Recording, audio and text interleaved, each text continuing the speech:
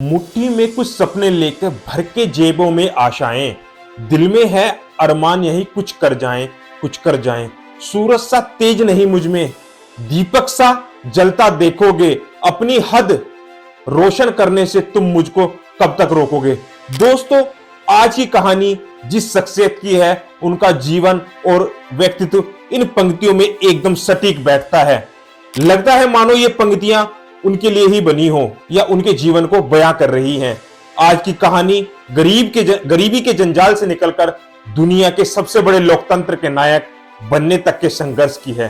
दोस्तों, आपने सही पहचाना, यह कहानी किसी और की नहीं बल्कि आजाद भारत में जन्मे भारत के प्रधानमंत्री श्री नरेंद्र मोदी जी की है।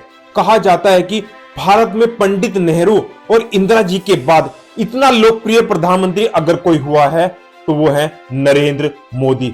हालांकि इनकी पर्सनैलिटी जितनी फेमस है, इनका पॉलिटिकल कैरियर उससे कई ज्यादा गुना कंट्रोवर्सी से भरा हुआ है। लेकिन इनकी शख्सियत कुछ ऐसी है कि जो इनको पसंद नहीं करते वो भी इनको नजरअंदाज नहीं कर पाते। तो आखिर एक चाय वाले के रूप में उनको दुनिया के one of the strongest leader की पोजीशन पर कैसे लेकर आया, एक सन्यासी बच्चा भारतीय राजनीति के शिखर पर कैसे पहुंचा, आज की इस वीडियो में हम मोदी जी के सफर से जुड़े सभी सवालों के जवाब ढूंढने की कोशिश करेंगे। तो चलिए बिना किसी देरी के इस डिस्कशन को शुरू करते हैं। दोस्तों, 17 सितंबर साल 1950 नरेंद्र मोदी जी ने गुजरात के मेहसाना डिस्ट्रिक्ट के वाडनगर गांव में एक पुअर परिवार के अंदर जन्म लिया। उनकी मां का नाम हीराबेन मोदी और उनके पिता का नाम दामोदर दास मूलचंद मोदी था। हीराबेन मोदी और दामोदर दास मूलचंद मोदी के 6 बच्चे थे। नरेंद्र मोदी 6 भाई बहनों पर तीसरे नंबर पर आते हैं। वह बताते हैं कि बचपन में उनके पिताजी वाडनगर रेलवे स्टेशन पर चाय का एक छोटा सा स्टॉल लगाया करते थे और मोदी जी इस स्टॉल पर अपने पिताजी की मदद किया करते थे, जहां वो ट्रेन में जाकर चाय बेचा करते थे। ट्रेन में अलग अलग लोगों के साथ बातचीत के दौरान हिंदी उनकी शुरुआत से ही काफी अच्छी हो गई थी। दूसरी तरफ उनकी मां घर चलाने के लिए दूसरों के घरों में जाकर काम किया करती थी। बचपन में उन्होंने अपनी स्कूलिंग वाडनगर से ही की। हालांकि वो पढ़ाई में एक एवरेज स्टूडेंट थे, लेकिन उनको थिएटर्स और स्पोर्ट्स में भाग लेने का बहुत ज्यादा शौक था। भले ही उनकी जेब खाली हो, लेकिन उनका दिल और दिमाग हिम्मत से भरपूर रहता था। वह बताते हैं कि उनके स्कूल के पास एक झील हुआ करती थी, जिसमें वो अक्सर खेलने के लिए जाया करते थे। एक बार की बात है, एक बार उन्होंने वहां मगरमच्छ का एक बच्चा देखा, जिसको बहुत बहादुरी से उठाकर वो घर लेकर आ गए। लेकिन मां के समझाने पर उन्होंने उसको वापस झील में छोड़ दिया। नरेंद्र मोदी बचपन से ही स्वामी विवेकानंद से बहुत ज्यादा इंस्पायर्ड थे। वो अक्सर फ्री टाइम्स में उनकी किताबों को पढ़ना और इसके साथ उनके इतिहास पढ़ने का भी बहुत ज्यादा शौक था। देश के इतिहास को जानने के लिए वो अक्सर कर लाइब्रेरी जाकर पुराने मैगजीन्स, पुरानी अखबार पढ़ा करते थे। उनके बचपन में एक बड़ा मोड़ 8 साल की उम्र में आया, जब वो अपने हिंदी टीचर चंद्रकांत देव से इंस्पायर्ड होकर आरएस की शाखा में जाने लगे।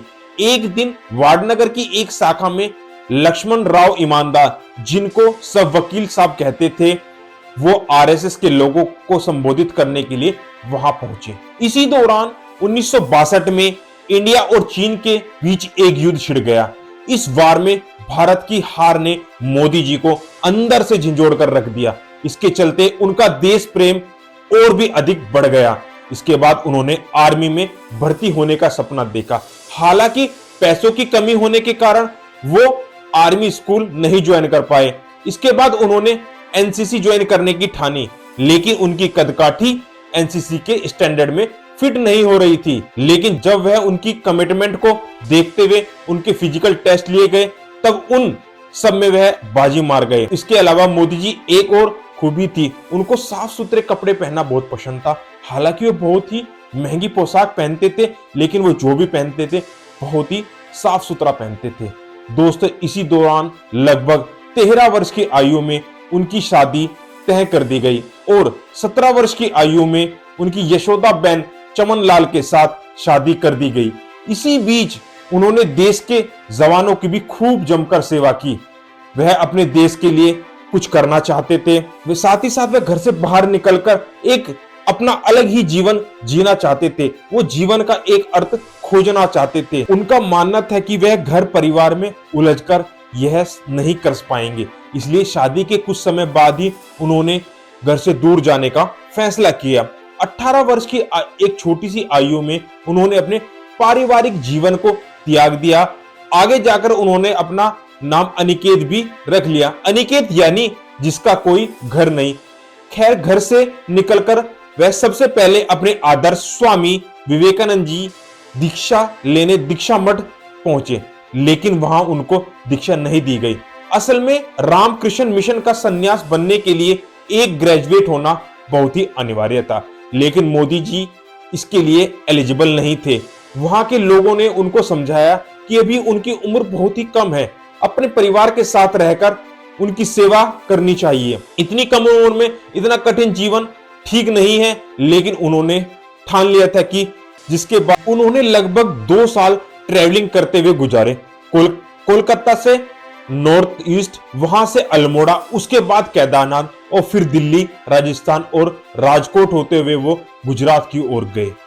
उन्होंने कुछ दिन अपने मामा की चाय की कैंटीन पर काम किया। इसी दौरान उनका आरएसएस के हेडक्वार्टर्स में आना जाना लगा रहता था।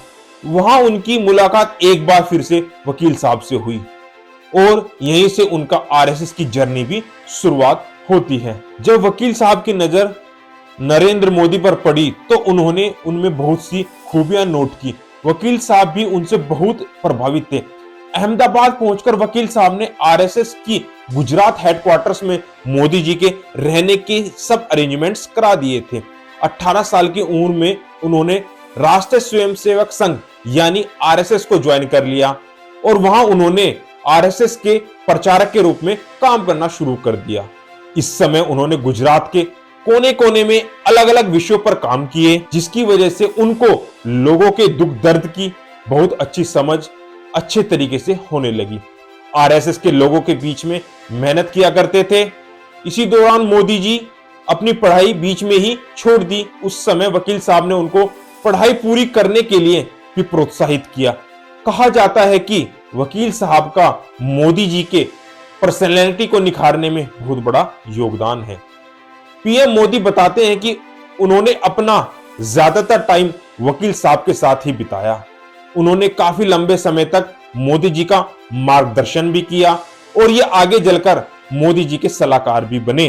खैर, 1975 में देश में लगी इमरजेंसी के दौरान जब आरएसएस जैसी संस्थाओं को बैन कर दिया गया, उस समय भी मोदी जी ने अपने काम से पीछे नहीं हटे। उस समय उन्होंने इस इमरजेंसी का विरोध किया। 1978 में उनको आरएसएस का रीजनल ऑर्गेनाइजर बनाया गया। कुछ समय सूरत और वडोदरा में काम करने के बाद 1979 में उनको आरएसएस की दिल्ली ब्रांच में भेजा गया। दिल्ली से वे कुछ समय के बाद एक बार फिर गुजरात लौटे। इसी दौरान उन्होंने एक बुक भी लिखी जिसका नाम था संघर्ष मैग्मो गुजरात। इस बुक में उन्होंने गुजरात की पॉलिटिक्स और सोसाइटी को बहुत ही गहराइयों से डिस्कस किया है। 1980 में उन्होंने गुजरात की यूनिवर्सिटी से पॉलिटिकल साइंस में अपना ग्रेजुएशन भी खत्म किया। 1985 में आरएसएस ने उनकी कमिटमेंट और हार्डवर्क को देखते हुए उनको बीजेपी को सौंप दिया। 1987 में उन्होंने भारतीय जनता पार्टी को उसके ऑर्गेनाइजर सेक्रेटरी के रूप में ज्वाइन किया। बीजेपी के सीनियर लीडर उनसे बहुत ज्यादा प्रभावित थे। इसी दौर में वो अटल बिहारी वाजपेयी जी के भी बेहद करीब आ गए। पार्टी में काम करते वक्त अटल बिहारी वाजपेयी से उनकी नजदीकियां बहुत ज्यादा बढ़ गई और उनसे बहुत कुछ सीखने को मिला। आज उनकी भाषा में अटल बिहारी वाजपेयी जी की छवि स्पष्ट रूप से झलकती है। बीजेपी में कुछ ऐसा हुआ और उनकी मेहनत जल्दी ही रंग लाई। 1990 में उनको बीजेपी की नेशनल इलेक्शन कमेटी में इलेक्ट्रेट किया गया। अपने इस रोल के चलते 1990 में उन्होंने लालकृष्ण आडवाणी जी की भव्य रथ यात्रा का भी शानदार आयोजन किया। सोमनाथ से लेकर मुंबई तक चली इस रथ यात्रा में मोदी जी ने आडवाणी जी के सारथी का काम किया। इतना ही नहीं, उन्होंने गुजरात के स्टेट असेंबली इलेक्शन में बीजेपी के लिए एक शानदार स्ट्रेटेजी भी तैयार कर दी। इसी के चलते 1995 में बीजेपी ने गुजरात असेंबली इलेक्शंस में मेजोरिटी जीत हासिल की। अपनी इस कंट्रीब्यूशन के साथ मोदी जी ने 1998 में पार्टी के जनरल सेक्रेटरी बन गए।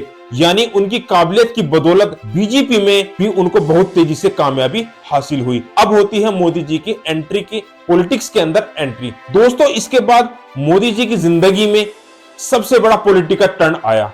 2001 में उन्होंने गुजरात के तत्कालीन सीएम केशुभाई पटेल को इस पोजीशन पर रिप्लेस किया।